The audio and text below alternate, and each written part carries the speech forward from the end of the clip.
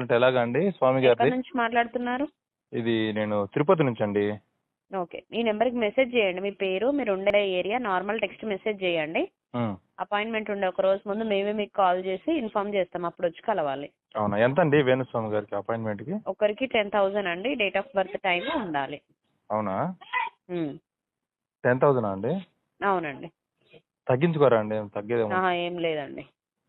అవునా, ఓకే. ఏమండి? Hello hello, చెప్పండి. ఒకవేళ ఆయనకి మేము జాతకం చెప్పాలంటే మాకెంత ఇస్తాడు ఆయన? అట్లేం ఉండదండి. ఆయనకి మేము చెప్తాం జాతకం. మంచిది సార్, మంచి చెప్పుకోండి. అదే చెప్తాను. మాకు ఫోన్ చేయకండి అలాంటప్పుడు. నాకు వాట్సాప్ చేయమని చెప్పండి వాడిని. అవసరం లేదు, నేను ఎందుకు చేస్తా భయ్? ఫోన్ చేసిన కాదు, వాడు చేయమని వాట్సాప్ మాట్లాడు. వాడికి నేను చెప్తా. వాడు నువ్వు ఫోన్ చేసింది నాకు. నేను చెప్పేది ఫోన్ చేస్తే నేను సమాధానం, నువ్వు చేసినావు ఫోన్, నేను చేయలేదు. జాతకం మాకు అవసరం లేదు. వాడిని అడగకుండా నీకు ఎవరు అవసరం ఉంది కాబట్టి చేయమంటారు నువ్వు చేసినావురా భయ్. జనాలకి ఎవరు మాకు చెప్పమంటారు అవసరం లేదు. జాతకాలు? వాడిని మాకు అర్థమైన అవసరం వాడిని లేదు. మాకు అవసరం శుభమాని లేదు. ఏదో పెళ్లి చేసుకుంటే వాళ్ళ బతుకులు గురించి అవును. ఆడుకుంటున్నాడు వాడు. ఇప్పుడు వాడికి పని పట్టలేదా?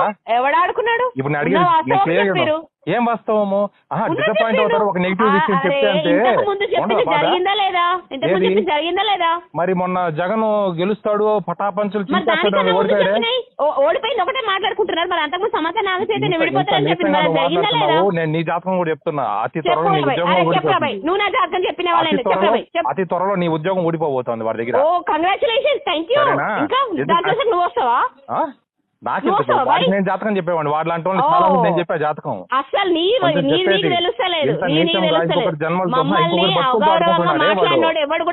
వాడు లాంటి వాళ్ళు చాలా మంది నేను చెప్పా జాతకం.